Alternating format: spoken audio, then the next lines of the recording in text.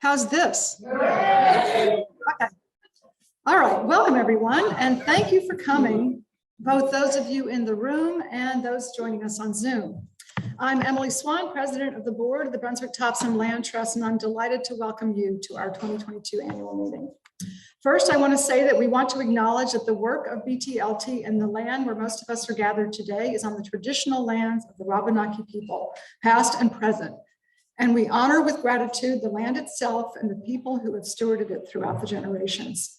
This calls us to commit to continuing to learn how to be better stewards of the land we inhabit and good neighbors to all who call it home. Here's my big technological moment. Let's see if I can do it. Nope. Yes. Okay. I want to start the evening with a number of thank yous and acknowledgements. First, many thanks to the law firm of Eaton Peabody, our event sponsor for the evening. We're grateful for their support once again this year, and to the Adaptive Outdoor Education Center and its staff for hosting us in this beautiful space and helping us in many ways with the setup and technology. Thanks also to the business supporters of the Land Trust who are responsible for the fabulous food that we all ate and hopefully will eat more of later. They are Senza Scarpe, Wild Oats Bakery, and Jackass Annie. I'd also like to acknowledge the BTLT board. Board members who are here, could you stand up and just give a little wave? Just a quick one. There they are.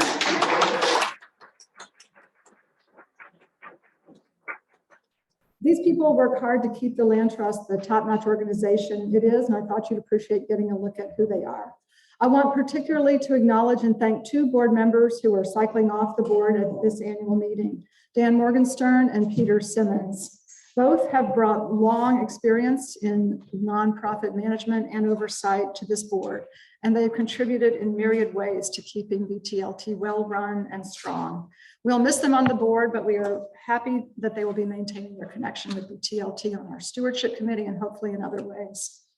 Finally, meeting in person, at least partly in person, for the first time in 3 years, we have a golden opportunity to introduce you to our staff. You may know some of them and others you may know by name, but don't put the name with the face. So here's a chance to put the names and the faces together. I'm going to acknowledge each one and they can give a little wave or stand up when I say their name. First, Lydia Coburn, our communications coordinator and outreach assistant. As her title suggests, she wears many hats and she wears them well. Garrett Fondulis, the newest member of our staff who joined us in May of this year as our land and stewardship assistant. He's the guy by the door there. Margaret Gerber, our formidable director of stewardship. Christy Hattrick, our equally fabulous director of development. Jamie Pacheco, who is our program manager, keeps lots of balls in the air overseeing the Land Trust's community programs and events. Julia St. Clair, agricultural programs coordinator. This means primarily the Tom Settlemeyer Community Garden and the Farmers Market, where many of you have the pleasure of meeting her. Where are you, Julia? Angela Twitchell, our super duper executive director. And last but not least, Alice Weber, BTLT's administrative and development assistant. Alice is over there by the door. They really are a dream team, and we're lucky to have them. I also want to acknowledge Lee Cataldo, our former associate director, who moved on to other opportunities in June after several years spearheading initiatives, writing grants, overseeing programs, and so much more. We miss her very much, but we are grateful to have such a solid team in place to take up the many, many tasks that she did at BTLT.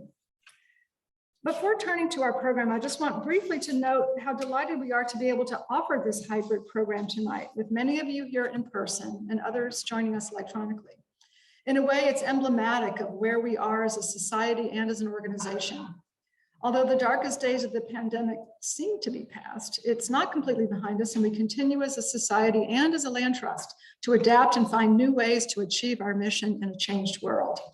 As much as we may have originally have recoiled at having to do things on screens that we had previously only done in person, we've learned that there are many advantages to this way of working. Our 2 virtual annual meetings in 2020 and 21 were the best attended ever, and we've learned that offering virtual events allows us to reach so many more people than we may have otherwise.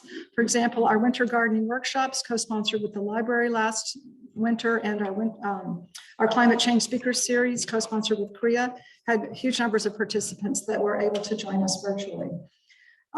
So tonight seems to be the best of both worlds in a way, and we're grateful for everyone who is here, whether in person or on Zoom. Now on to our program. First, we're going to hear from various members of our staff about the work of the Land Trust over the last year. And then our treasurer, Jamie Tatham, will give us a brief overview of BTLT's finances. And after that, Governance Committee member Rolf Fessenden, standing in for Committee Chair Brad Babson, will lead us through the business portion of the evening, which is the election of officers and directors. And after that, it'll be time for the program, a panel discussing the nature of learning, exploring the benefits and challenges of nature-based education. So I'm going to turn the floor over to our Executive Director, Angela Twitchell, to start things off. Thank you.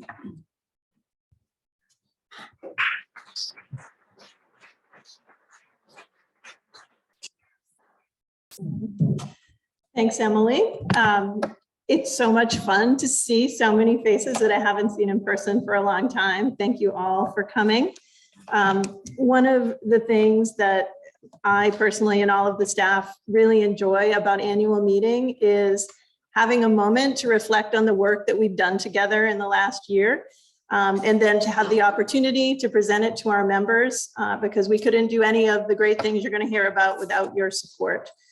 So thank you all for that. Before I dive into the updates that I'm doing, I just wanted to remind you all, we don't have a lot of time. Each person in this presentation, it's pretty quick.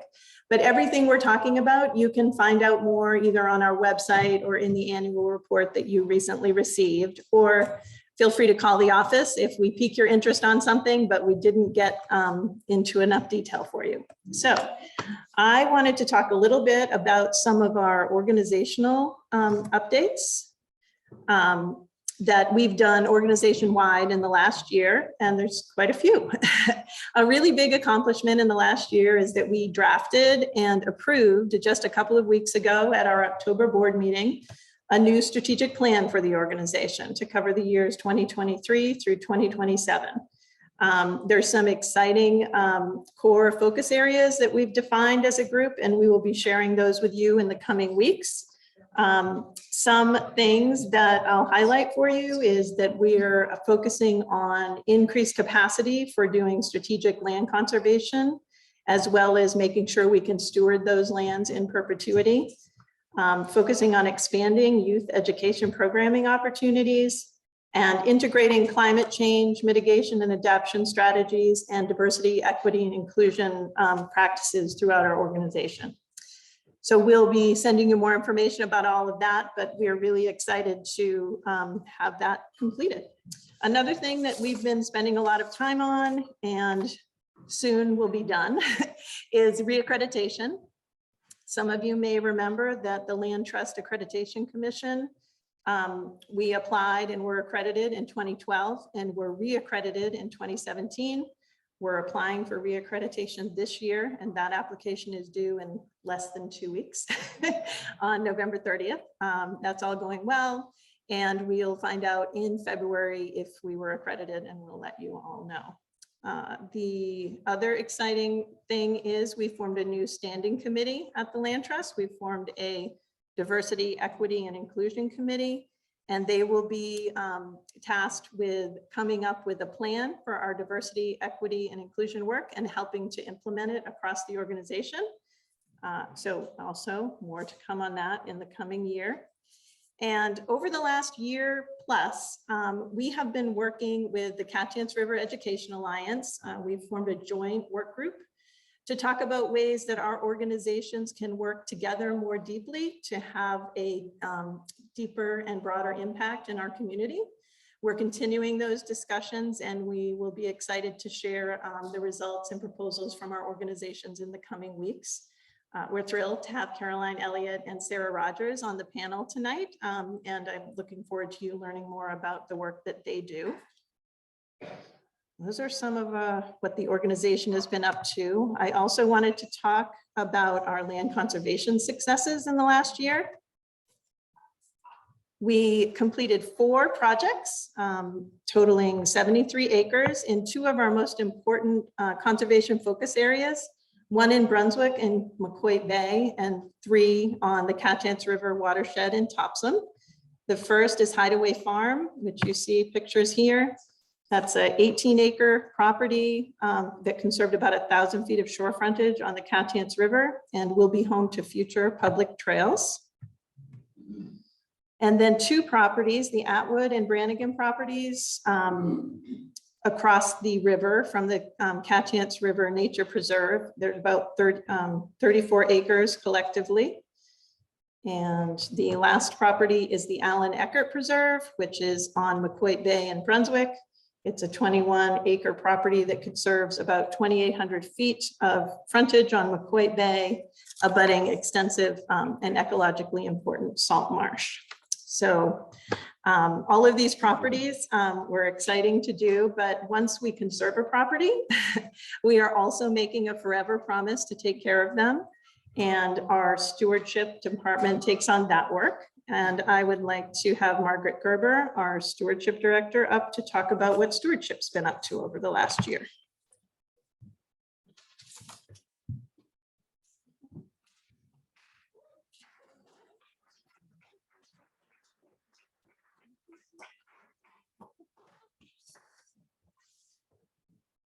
A little bit.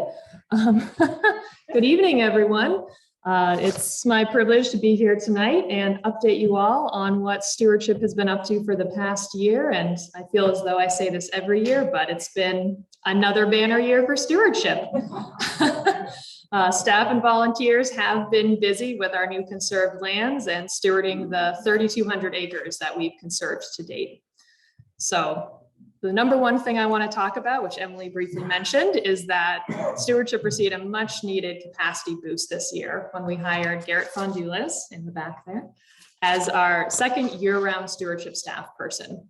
Since coming on board in May, Garrett has been building trails, monitoring our conserved properties, and has been finding difficult to locate boundaries, drawing on experience from working at the Appalachian Trail Conservancy.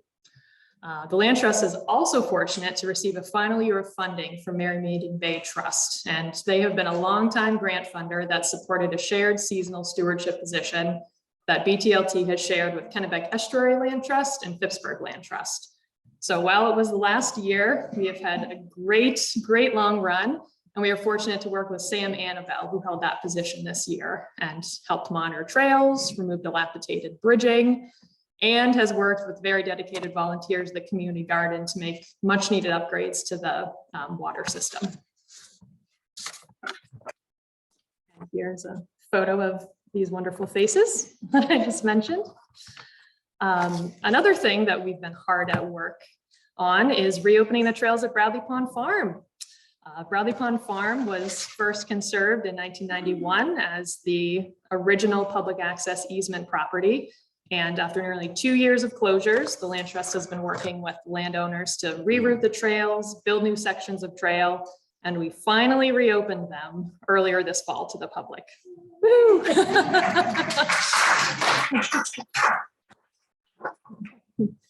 The new trail layout still has spectacular views of the farm fields, and it also has a new loop that has great views of the wetlands surrounding Bradley Pond.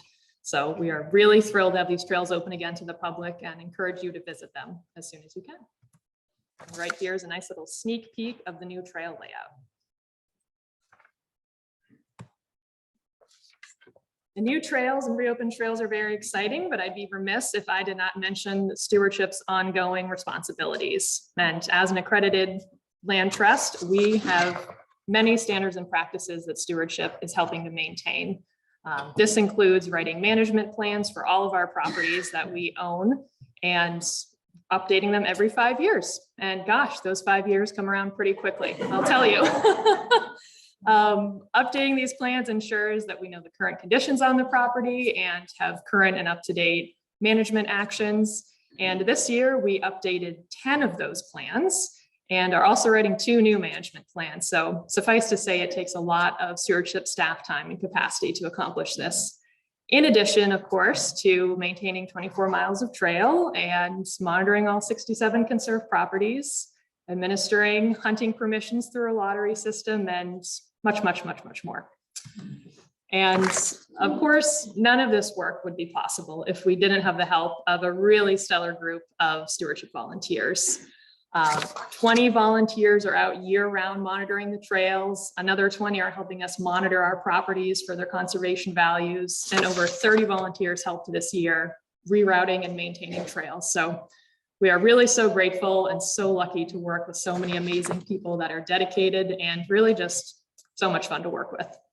So I will now yield the floor to Jamie, our program manager.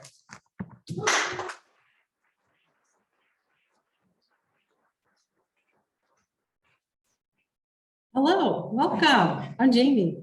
I'm going to be talking to you tonight about a lot of different work that we do, but what I'll be talking about really represents the work of BTLT staff, our board, and our volunteers. So I'm going to start off with a thank you to everyone here. And, oh gee, we're going downhill fast. And everyone here. I'm going to start by talking about our events. Oh, but it won't move. Oh, there we go. My screen is now moving. So this year we offered about 42 events, and we did that with about 20 partners. That is not uncommon, and it is those partnerships that kind of make the magic happen here. I would love to list them all, but I have 4 minutes in which I'm going to talk to you all tonight. So I'm just going to be going through the highlights.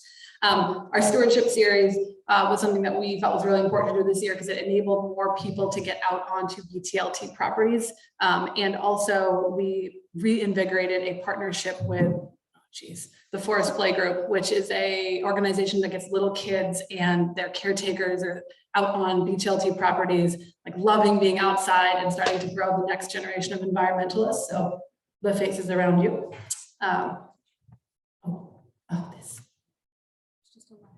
There we go, there's a lag. These are just pictures of the events, some of the events that we have done in this past year. The next thing I'm going to talk to you about is our agricultural programs, and I'm going to start off with the community garden, the Tom Settlemyre Community Garden, which admittedly is one of my most favorite things to talk about because of what that space represents. This year was another banner year for the Common Good Garden, which is a program that is run by a bunch of really, really amazing volunteers. The plant sale team has built out these beautiful perennial beds that we cultivate the majority of the plants that we sell at the plant sale at, which is just a huge undertaking. So again, and that's another volunteer-led effort. And thank you so much for the work that y'all put in. We have 80 plot holders that are 80-ish plot holders. So 80 families that are part of the community there. We get to grow alongside the New Manor community. We get to grow alongside the Wabanaki community. It's a special place to be in. And of note, this year, we're replacing some of the dead apple orchard or fruit orchard trees and working with the coastal and Brunswick Rotaries to put in a shade structure and a play structure to make the space more accessible for more families and visitors to the garden. And thanks to Jane, our rodent fellow this year. I don't think she's in the room, but she was key in the garden this year. The next thing I'm going to talk to you all about is the Saturday Farmers Market at Crystal Spring Farm. First off, very exciting. We were voted the best market in Maine for 2022.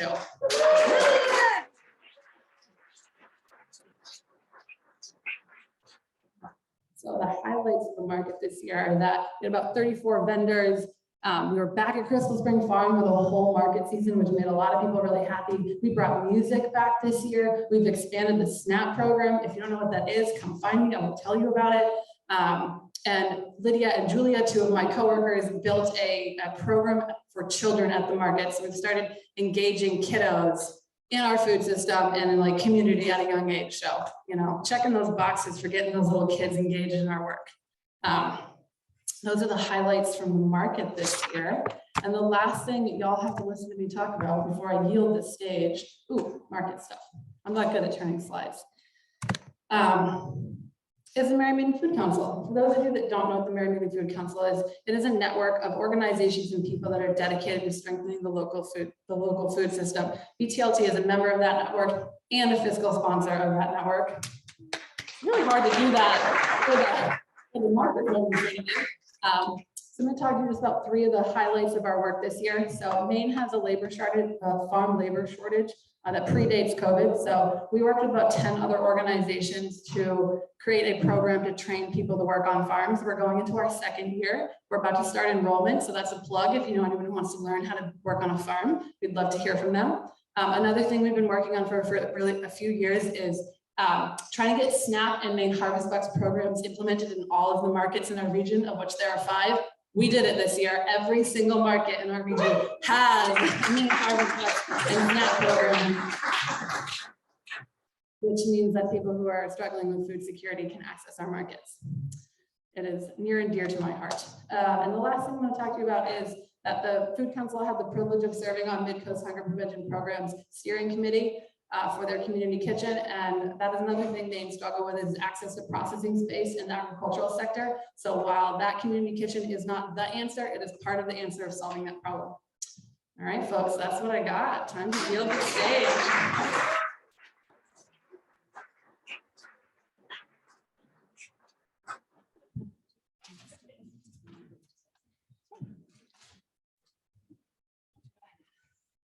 I'm not as tall as Jamie or Margaret, so I'm going to bring it down a little bit. Hi, my name is Christy Hattrick, and I am the Director of Development for the Land Trust. And I am going to be sharing with you some of our initiatives around diversifying our impact. So the mission of the Brunswick-Topsham Land Trust is to conserve and steward cherished landscapes and natural resources in our communities, and to connect people to nature by providing recreational opportunities and other engaging community activities. So our goal is not to connect some people to nature, but rather to provide opportunities for all people to connect to nature. So what follows is an update on our stewardship and community engagement work as we strive to diversify our impact. And what I'm going to speak about reflects the work of our entire staff. So the new Manor Garden sits right outside of our office on Brunswick Landing. And in the spring of 2021, we learned of the desire of some in our new Manor community to have gardening space close to their homes. They live across the street. We said, why don't we build it right here? So with the help of many of you, we were able to build 11 raised gardening beds, put in a watering system, purchase tools, and help to source the seedlings. This past growing season, we put in 3 more raised beds and purchased plants for the growers, emphasizing culturally appropriate crops such as bitakutuku, which is also amaranth, and we contracted with a member of the New Manor community to manage this garden. And last winter, a member of the New Manor community came to see us and asking for growing space to address both food security and access to culturally appropriate foods. So we handed over about 6,000 square feet of growing space at the community garden. We partnered with a cooperative extension to find French-speaking farming mentors for her, and we wrote grants to cover the material and costs for her programs. And we're really excited that this partnership is going to continue and in fact expand in 2023.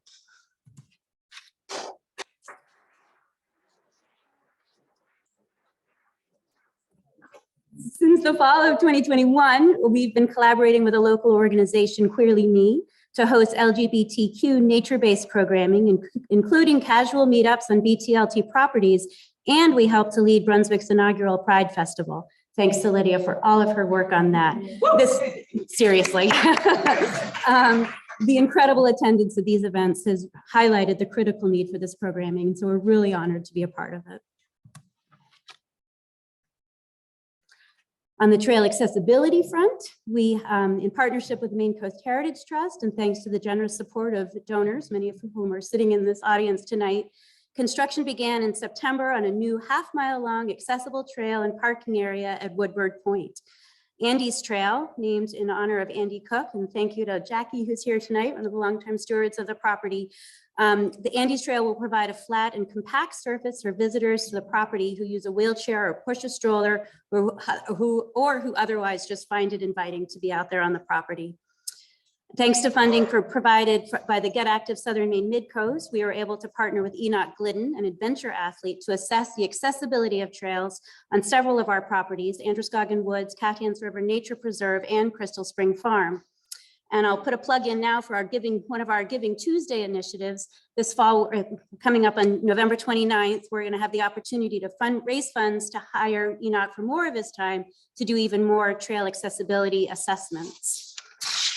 And since 2018, we have partnered with Independence Association to care for trails at Crystal Spring Farm North and Neptune Woods. And this past summer, these folks took on care of trails at Androscoggin Woods. And our second Giving Tuesday initiative is to raise funds for the raw materials to build benches that for IA clients to build the benches, and then we can turn around and install them at our property. So we're really excited about this partnership too. So keep an eye on your email about Giving Tuesday. It's coming right up. There is a lot, I guess, isn't there? Maui Tana Jepajiaj, which means welcome to the gathering place, is a community garden for the local Wabanaki community. This partnership began last year and it continued this year. It was a tough growing season due to the drought, but the garden still saw many pounds of fresh produce grown and distributed to southern and central Maine Wabanaki families. Next growing season, they're planning to experiment with drought tolerant crops and increase their focus on engagement of the community on the land. On the food security front, we had some great initiatives, one of which you probably read about in the paper just yesterday or earlier this week. So following the 2021 prescribed burn that we did at the Crystal Spring Farm Blueberry Barrens this year, of course, we saw a boon of blueberry harvest. So in August, Seth Crack of Crystal Spring Farm generously donated a day of his time and the use of his equipment to harvest over 4,600 pounds of blueberries. And thanks to funds provided by Good Shepherd Food Bank, these berries will be donated and distributed through both Good Shepherd and Preble Street to families and individuals experiencing food insecurity and to Indigenous communities throughout Maine.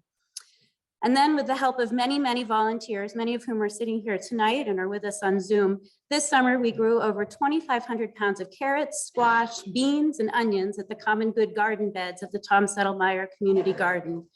We grow this food to donate to food security programs in the region, predominantly to MCHPP.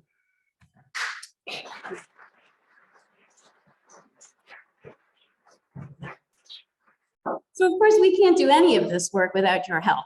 So thank you members for being with us, for volunteering with us, and for giving your time and resources to support our work.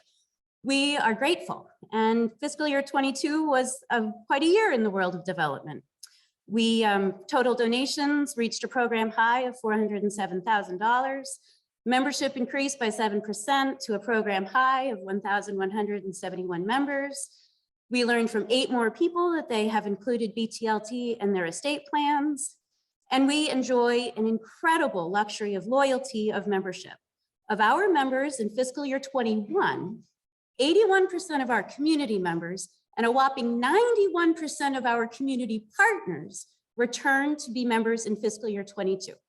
Those are unheard of numbers.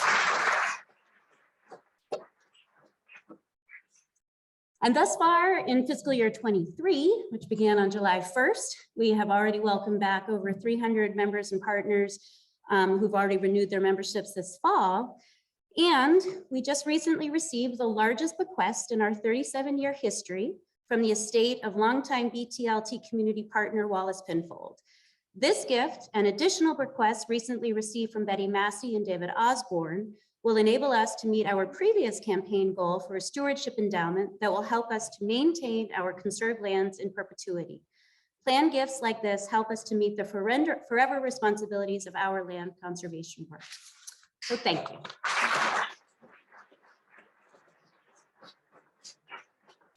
And now I'll welcome Jamie Tapham up here, who is our treasurer.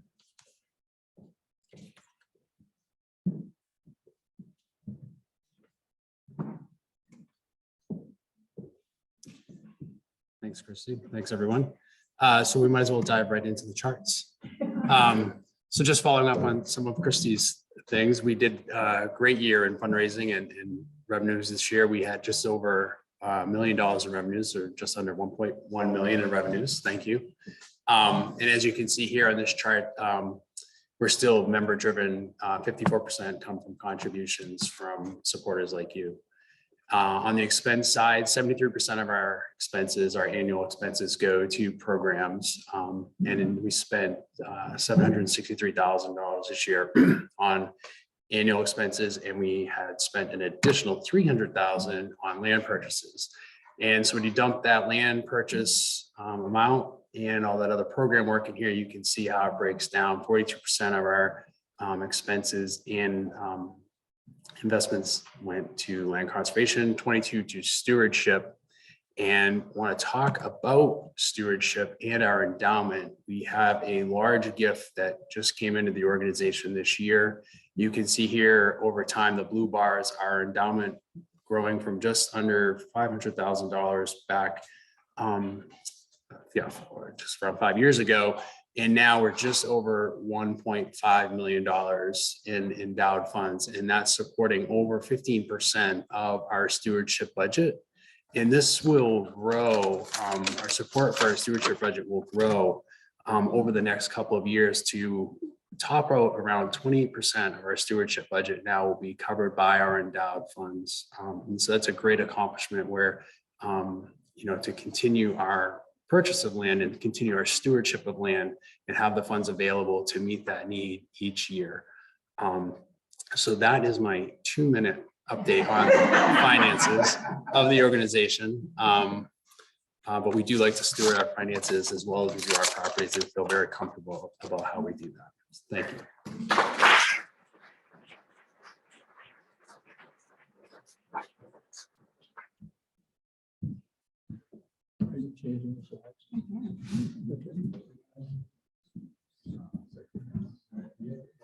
Hi, I'm Ralph Essendon. I'm standing in for Brad Babson. I too have 2 minutes.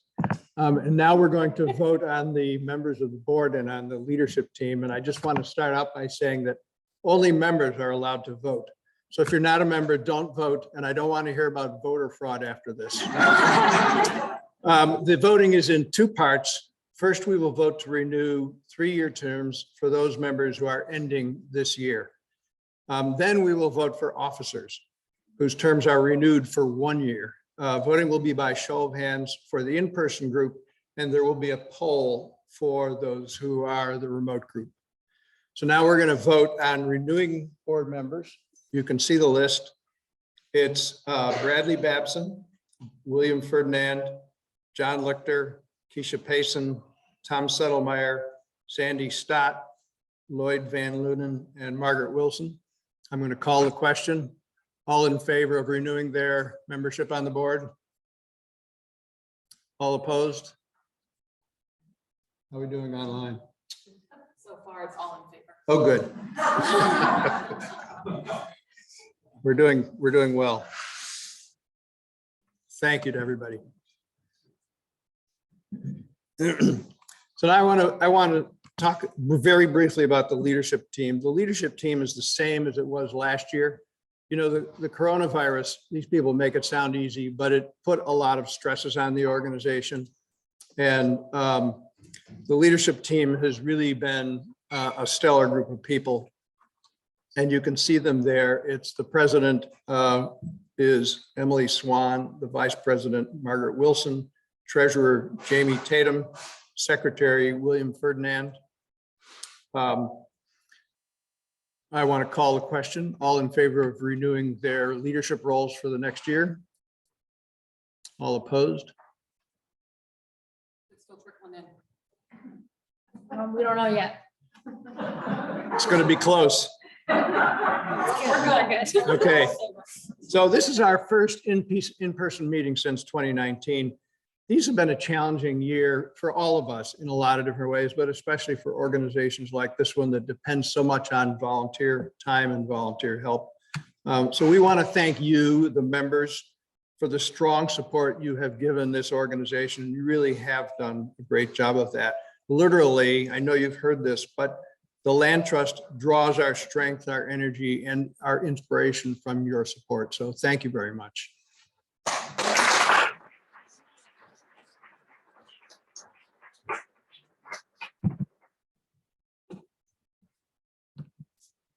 Thank you, all of you, for that great update on what we've been up to. So now we have a brief intermission while the stage gets set up for our panel on nature-based education. You can go out, eat some more of that delicious food, have something to drink. You can buy a drink or get whatever you want. And there's merchandise for sale right outside the door there. So look that over. This is your last chance of the year to buy merchandise in a public setting. So 5 or 10 minutes max, so try to be quick and we'll come back for our program. Thank you.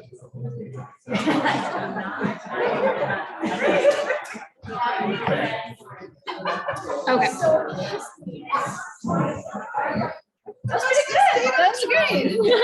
So tables. Okay, yeah, if you can do tables, that'd be great.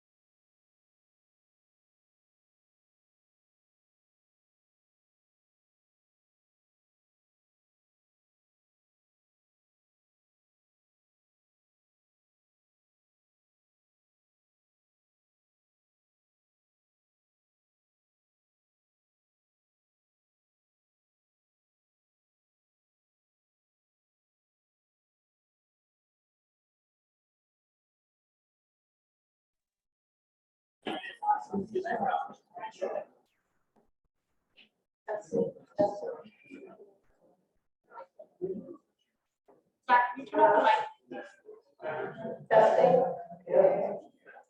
All right, we're going to get started. Good evening, everyone. The panel is delighted to be here tonight. They're here because they are passionate about our topic, which is the nature of learning. We're going to be talking about the benefits and challenges of nature-based education.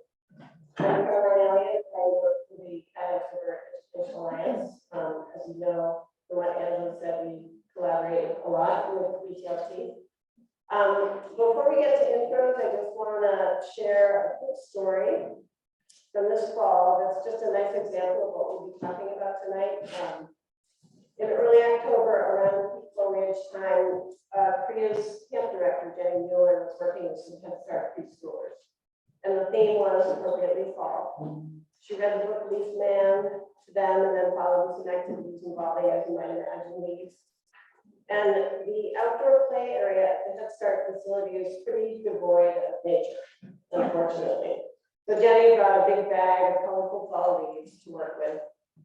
And the activities that the schoolers were doing were things like matching colors with leaves, catching leaves that Jenny was throwing up into the air. These are 3- and 4-year-olds. And making leaf people using leaves and other objects. And the preschoolers loved it.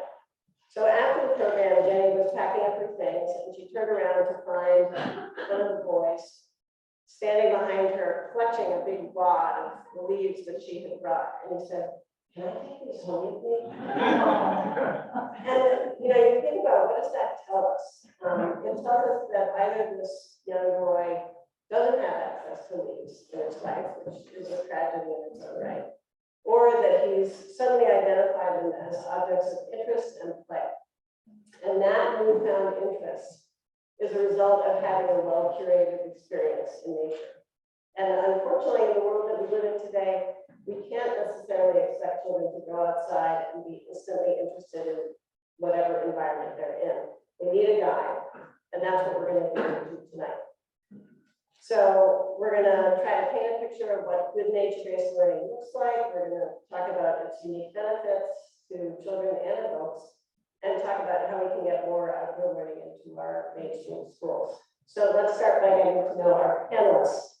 I'm going to ask each of them to tell us very briefly why they're on this panel, so how they're involved with nature-based education. So I'll start with you, Sarah. It's working. Hello,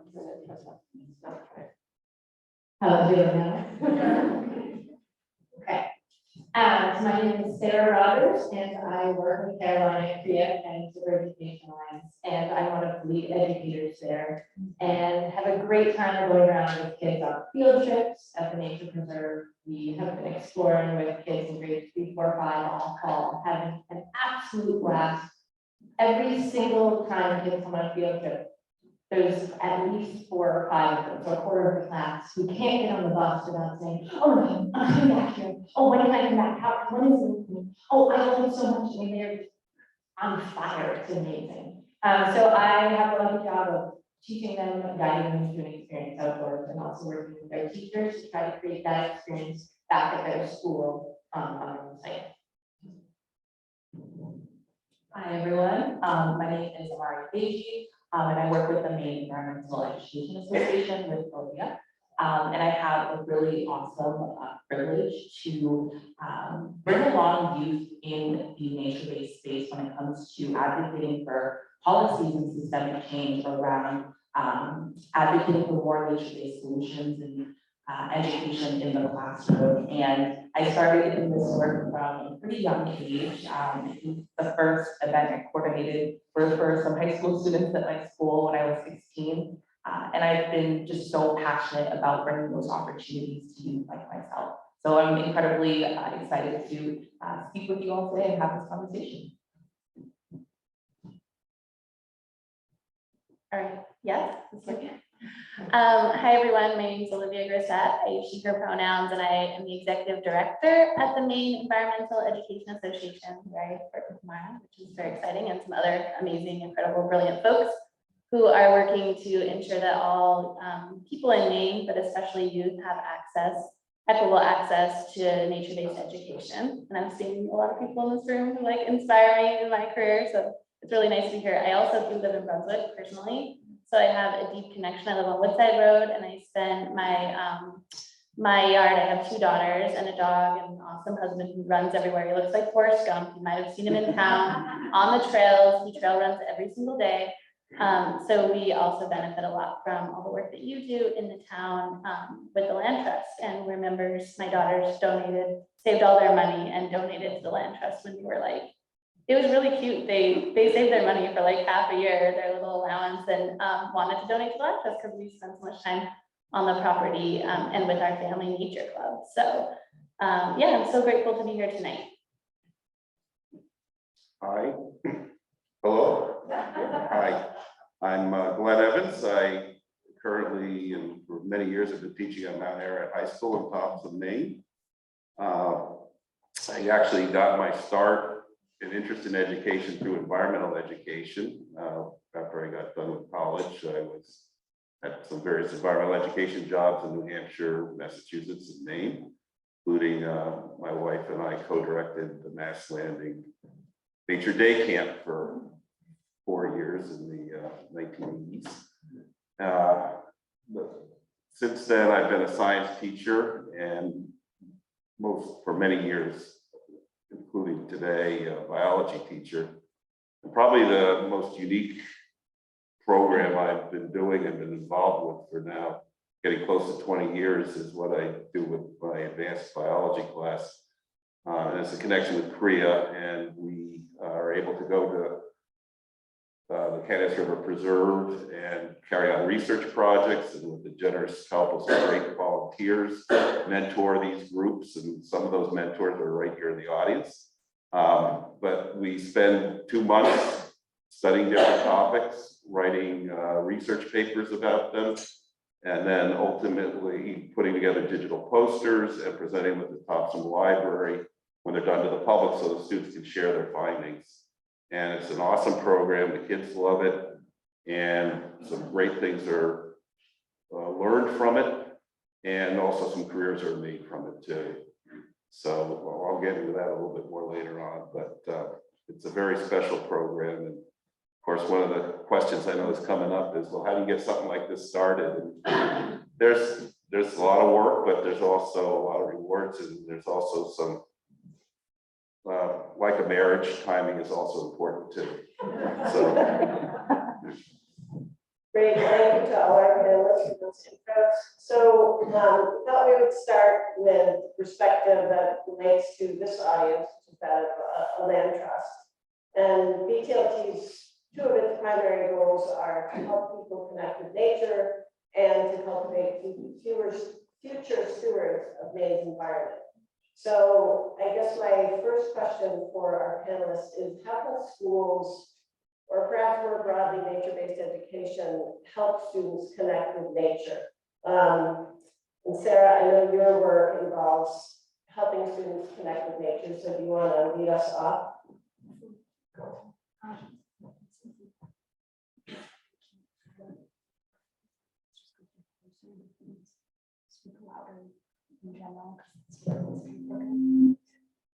Sorry, the remote folks are having trouble hearing, so we're just adjusting volume. Thank you.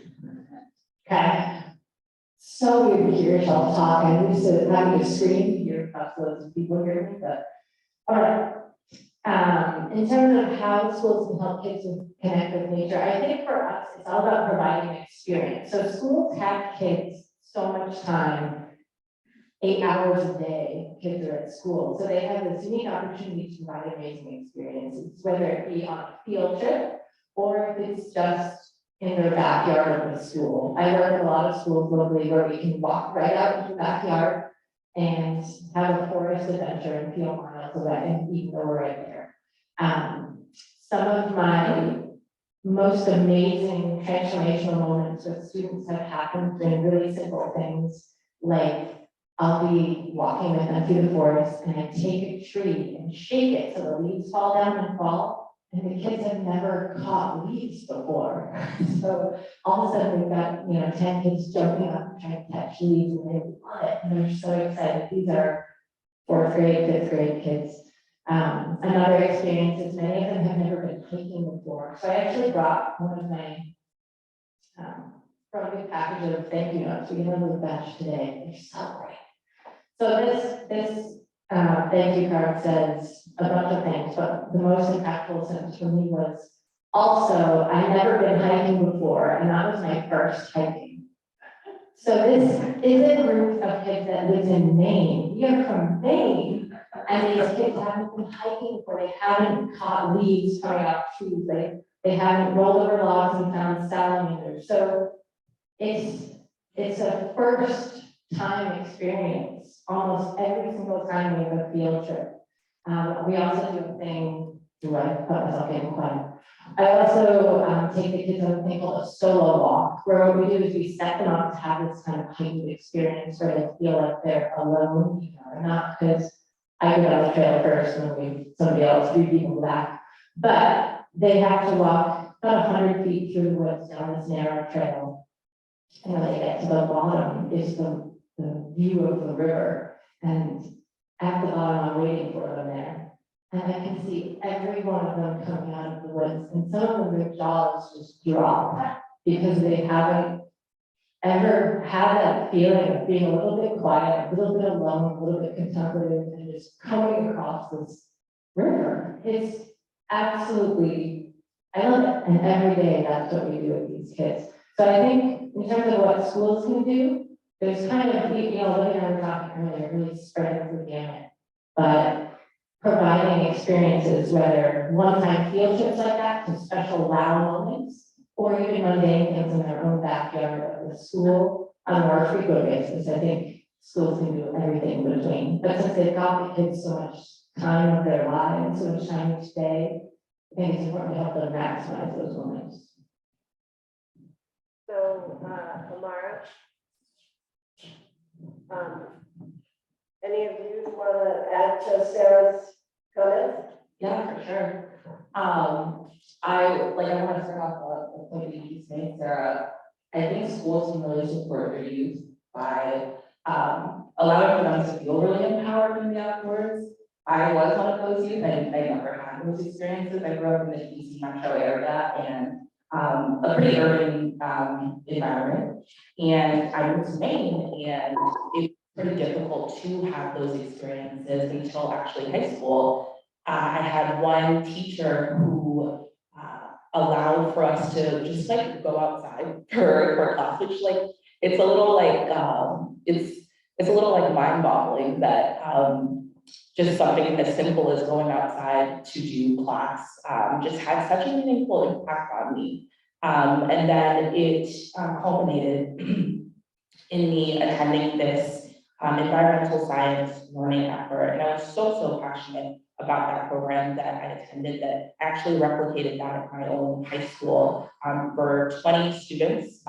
It took a lot of work during my junior year to coordinate this event with print writing, and I didn't know what I was doing. I was 17 at the time, but I knew I was just incredibly passionate and very empowered to do this effort that I had the opportunity to do. So I think schools and specifically educators are incredible when it comes to empowering their youth to ensure that they feel comfortable in the outdoors and they also can be environmental educators themselves. Olivia or Glenn, you want to pick it up? Yeah, I'm sure Glenn has a lot to say about this since he works in a school. I also used to teach high school science here in Maine. And I think that there's 1,000 different ways that you can do nature-based education well. And I think what's really important is that the community itself is informing the development of whatever that curriculum is. It's something that the community is excited about, the kids are excited about, the teachers are excited about. But you can see it kind of take shape, and it's really exciting now at Maine Environmental Ed. We get to work with schools all across the state and see the unique nature-based education ideas that are coming out. And it's just really neat to see the variety of these things. But I will say that like one thing that is amazing to live here, even though I think there's a lot of ways that education fails many students. On the flip side, having like access to free and public education is a massive thing for our youth. And to be able, when I taught high school, I taught marine biology, and I taught about 45 minutes from the ocean, and I taught like 17, 18-year-olds. And one of my big assumptions was the first time we went to Popham, oh no, it was Reed. The first time we went to Reed for like a field experience day, I had no idea that like there were many students in my class that had never seen the ocean, not just hadn't been to Reed. They had never seen the ocean before. And that was like a blind spot for me as a young teacher. I just assumed probably every Maine kid had seen the ocean that lived like within an hour of the ocean. So I had a student who was extremely challenging in classroom, but did really great when we were outside, which is a common theme we talk about a lot. It's like seeing the other side of kids when they're out of the box of school. And he had like on these really heavy clothes, these really baggy pants and everything, these big boots, these combat boots. And we got to the ocean. I was like, okay, I had all this lab work planned and everything was very organized with all of our instrumentation. We're going to do plankton toes and all this really cool stuff. And he just ran into the water, like fully clothed. And I was like, is he like being disruptive? Like at first I thought he was just being disruptive. But then and I tell the story and I cry every time. But when I saw his face, it was like, holy cow. You know, he was so happy. And the kids were like, I was like, what's going on here? And they were like, he's never seen the ocean before. And he just stood in the waves for like an hour, like letting them hit him and jumping just like my kids do. And I was like, okay. So in environmental education, I think that we need to teach to the head, to the heart, and to the hands. And that meaning like, I needed to teach my content. I need them to know these ecological principles, but I need to teach to the heart and create these spaces where they can feel nature, where they can feel the transformational power of nature, because we feel it, like we feel it in our body. And then, you know, that's how you get stewardship. That's how you get the hands part, where people are like, okay, yeah, I have a feeling, I care about something, I'm going to do something about it. So I think we need good nature-based education holds all of those pieces. And then we do something really cool, and it can look a million different ways. Well, at Mount Eric, we do have some classes that do get outside. There's an elective for wildlife that is outside looking at plants and animals, and I don't teach it, but another very good teacher does. And we have an environmental group after school that works on environmental issues for a state competition, and it's there in pieces. And we look for opportunities to get the kids outside when we can. Great. So moving to the second part of that, some of which we've touched on, but what about the part of cultivating future stewards? And I think, Amara, you're probably a shining example of this, because you encountered environmental education and then sort of started the program, and here you are now working to advance environmental ed. Does anyone else have examples that they want to speak to? Or Amara, you want to elaborate on that a little bit? Yeah, definitely. Like I mentioned, like environmental education like changed the trajectory of my life. I thought I was going to be a doctor. I don't like blood. I'm really squeamish around it, so I don't know how I thought I was going to be a doctor. But I had the experience to engage in the outdoors, and that's not something that I have ever had the opportunity to do. And I'm also very grateful that in my high school, I went to Bangor. We had our capstone research projects. And I knew one thing I wanted to do, I really wanted to play in the dirt. And that's what I did for 4 years. I just did my research. I looked at fungi, I looked at plants, and I played in the dirt like every day after school. It was amazing. And that really led me to understand that this is not something I'm only passionate about, but would like for other folks to have the opportunity to explore those things as well. Particularly growing up in an immigrant household as a person of color, there is a lot of negative feelings around the outdoors. And I was so grateful I had the opportunity to rewrite those negative feelings, negative emotions, and turn them into really positive ones. I'm grateful that I continue to do that work at MIA, and just grateful overall that I found my passion at 20 years old.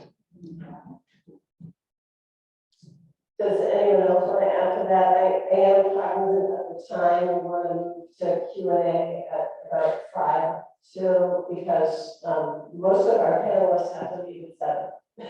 So have your questions ready when we get to 5. So I'd like to just touch on sort of what the benefits of outdoor education are to students. And we've touched on some of them, but I know there's a lot written about it, but do you want to, I was thinking maybe Olivia and Amara, through your experience at MIA, you want to speak to some of the benefits and then we'll move on to the others? Yeah, sure. So there is a ton of interesting, really interesting research, especially in the last decade, about the benefits. There was just a really large meta-analysis that Stanford University did, where they looked at all of the studies that have studied the benefits of outdoor learning, and they found like incredible information in especially the pre-K through 12 space. So they found huge connections to academic achievement, which people really care about in schools. I think it was something like 93%, I can't remember the exact, it was over 90% of studies like actually researching the impacts of environmental ed programs found that it actually did increase academic achievement, social-emotional benefits for students. There's a school, the Katahdin schools, there's a superintendent there who, her name's Marie Robinson, and she's like got her whole district doing outdoor learning. She emailed me last June and was like, there's not one class in the building today, and they weren't coordinated. Like all of her teachers are getting on board with it, and she was like, there's no one in my building. This is like amazing. But she's studying the number of referrals to the office. She's tracking that data really carefully. And she's like, it's going down, like not just a little, like significantly going down. So that's like pretty interesting. So yeah, we see social emotional benefits. We see a lot of benefits in just, you know, motivation, like students who really like are struggling sitting in their seat. I mean, it's hard to sit. When I was a teacher, I had to go like to other schools, you know, we get to go to other schools to like, I don't know, assess them. And I was like, I'm so bored. I can't even do this. You had to like do a student day. And if you sit in each class and you do that yourself as an adult, you're like, okay, now I know why this is so hard. But yeah, so there's a lot of research about motivation, student motivation, and many other things as well. I don't know. Amara, do you want to add anything to that? Yeah. I'll also add just in terms of like place-based benefits in Maine, like I think everyone has shared examples of there's people, youth in our state who have never had these opportunities before. And when I first connected with the outdoors in this state, like it took me a really long time to say like, I am a Mainer. I moved here when I was 9. I've been here over a decade, and it took me a really long time to say that. And I know that the thing that keeps me grounded in this place is the connection that I have to the outdoors, and just there's so many wonderful things the state has to offer. And I think that's the case for a lot of youth, where they might not feel a sense of belonging in the state, but once they do have the opportunity to connect and feel grounded, that really does a lot to their social and emotional well-being as well. I just want to, Sarah, I don't know if you want to bring it to the preschool level, and Sarah, I know you've done some work with preschoolers, and I'm thinking about the acorns and what were the things that were in the acorns? Do you want to just say something about the acorn situation and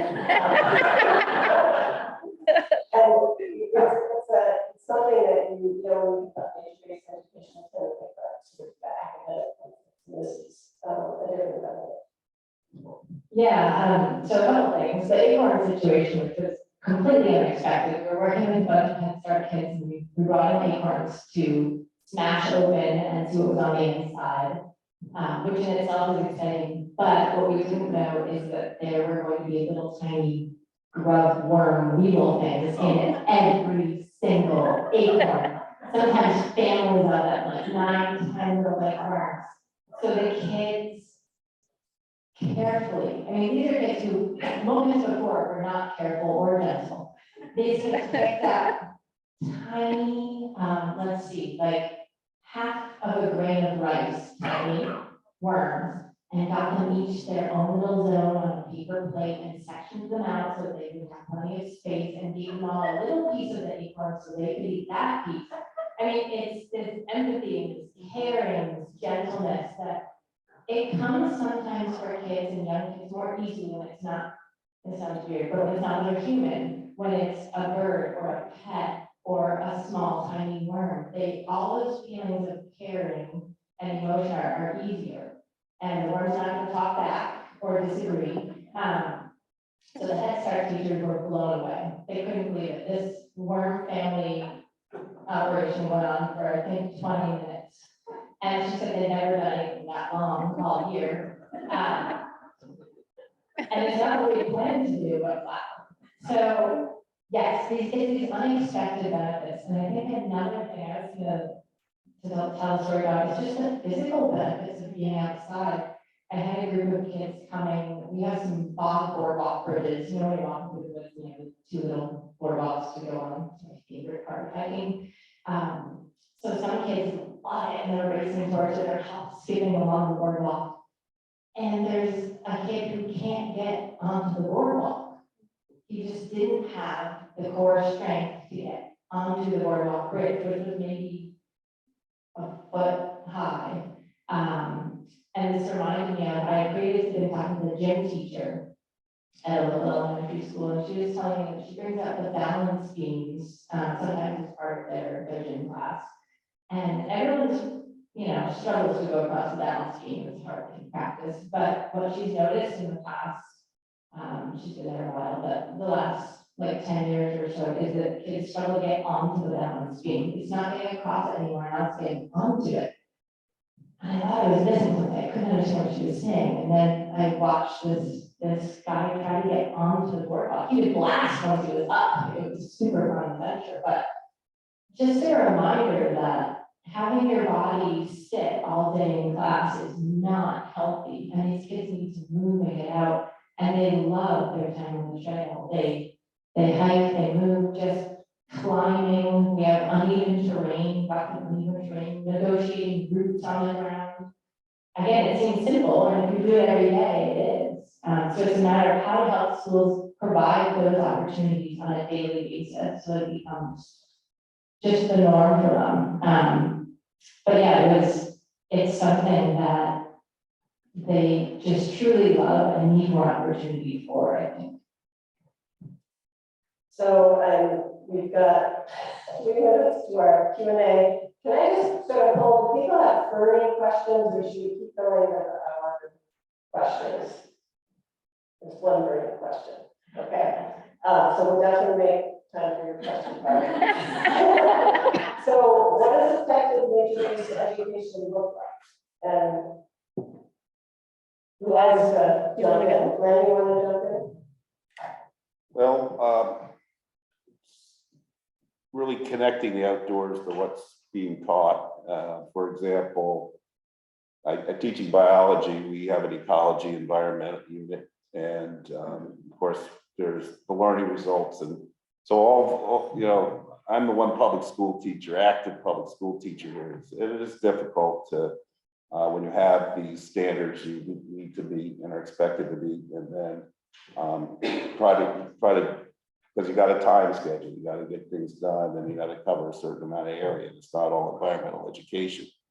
But for example, one of the things we do is when we're trying to teach about the nutrient cycles and food chain and food web and populations and such, we have the kids build a little mini aquarium. They collect materials from a local pond and try to create a sustainable ecosystem, and they keep track of the water quality, track the organisms in there and what's happening to them.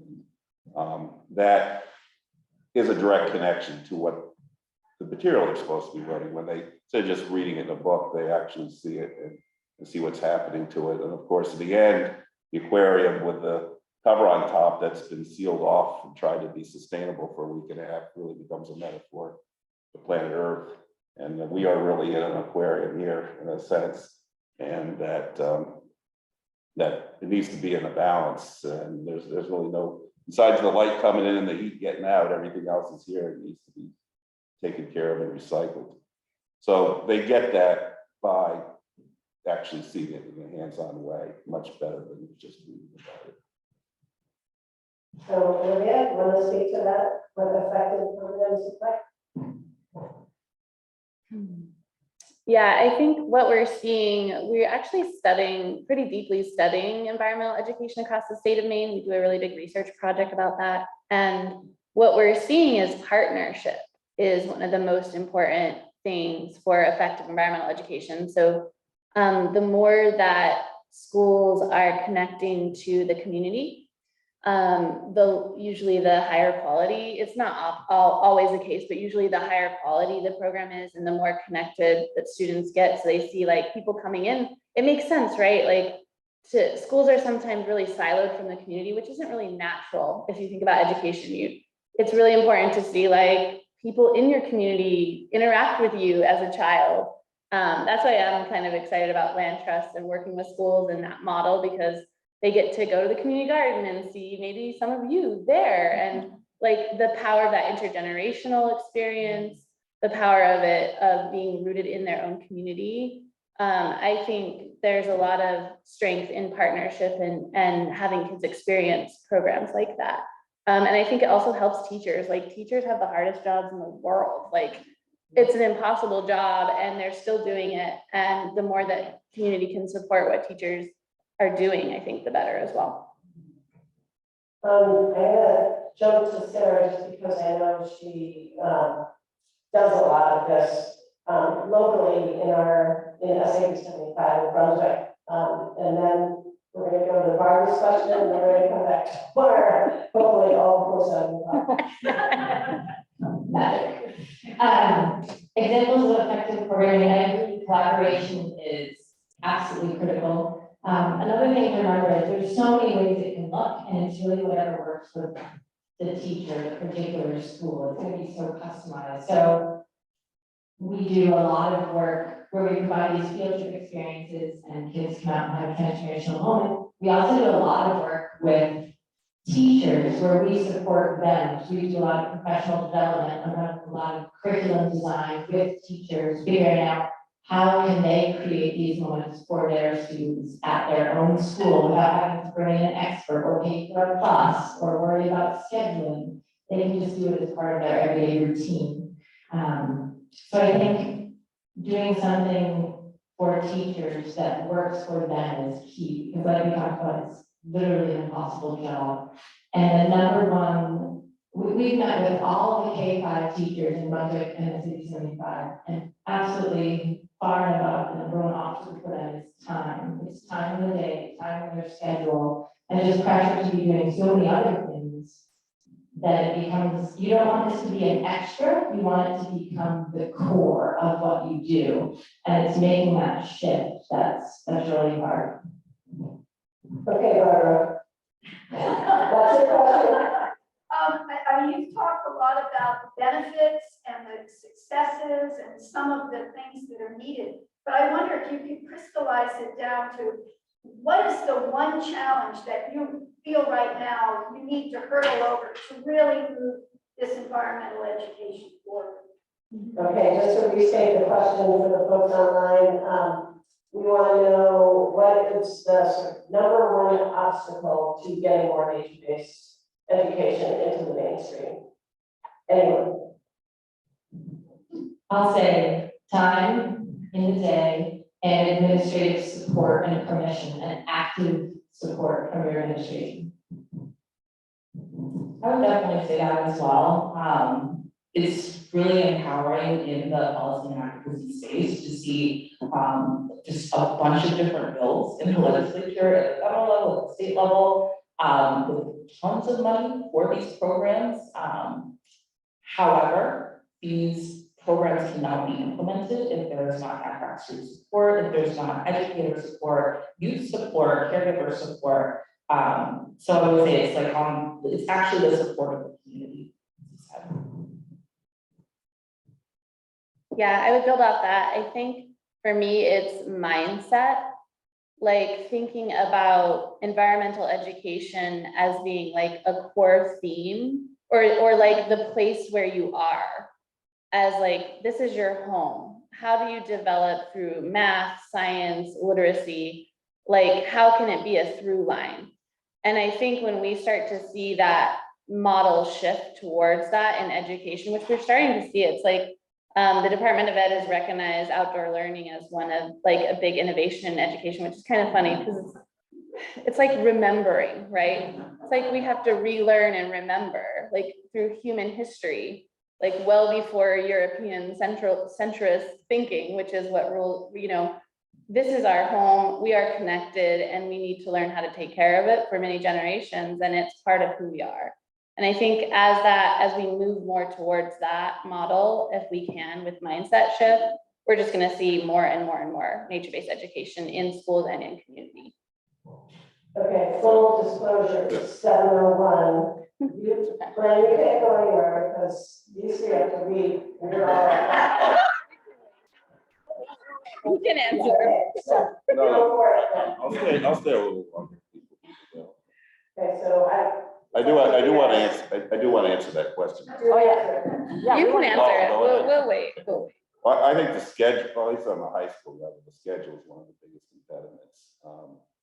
Because when you start doing something that serious that's outside and takes time, you're taking away from other teachers' time, and everybody has their little blocks of time they want their piece of. So the greatest things I've been able to do have been with this advanced biology class is because I've got a double block of time that I've fought to keep and have the time to get the kids over to the Canics Preserve and do this wonderful research. And there have been great results. I was really tickled this year when one of the Stantec is one of the environmental consulting firm here in Topsham, which has been very supportive for years. They're wonderful. And they always help supply a couple mentors. And this year, when a former student came as a mentor working for Stantec, she had done a salamander study with the project here at Mount Ararat, and now she's doing a herpetology research or consulting for Stantec. So the other thing I do, because it's this advanced class again has expected summer work, is I have the kids do an eco journal where they start studying an area near their house where they pick a population, they look for non-living factors that are affecting it, they keep track of the data, they're taking pictures, some of it becomes quite poetic. It's very touching when it comes in that way. Because I also have them read Rachel Carson's Silent Spring for the summer, and to kind of kick off the course. And of course, she was an amazing writer. They keep track of this year round, and then it finishes up around Memorial Day. So they've seen this one system week by week. They're going out and tracking this stuff, and some kids just really love it. I've had kids looking forward to it who have heard about it and want it. Of course, it's not everybody's cup of tea. There's some kids who are getting dragged through it a little bit, but I'm sure I know they're getting benefits from it. So that schedule piece is so critical. Makes it hard. It's almost like fitting a square peg in a round hole in some ways. All right, you guys think to leave? I think they do. So I just a huge thank you and applause.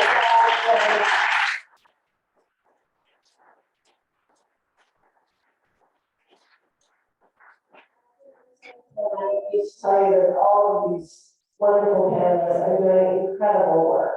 And hopefully we'll be getting more of that. We could continue to talk about this topic for hours, I think. So thanks to everybody, especially those who are rushing off to other things. And thank you all for listening. And back to Emily. You have to scurry off. Scurry. Okay. I'm told I'm supposed to stand here for the benefit of the owl. I want to, can you hear me? Okay, sorry. Thank you so much for coming. Thank you so much to this panel. We could have done this for twice as long, and I have questions too, but I didn't feel like it was burning enough, so I thought I better not take up time. But hopefully we can continue this conversation. Thanks to all of them for coming. Thanks to Eaton Peabody for sponsoring, and to the Outdoor Adaptive Education Center for this space. I want you to know that next week we'll be having on our website a recording of this event and some other resources which you can take a look at. We'll also be sending out a post-meeting survey to ask you about, get your feedback and some other things, and I hope you'll answer that survey. Please know that there still is merchandise for sale, and there still is lots of food back in that room available for you to eat and drink. So go for it. And thanks so much for coming and for your support of the Land Trust. Good night.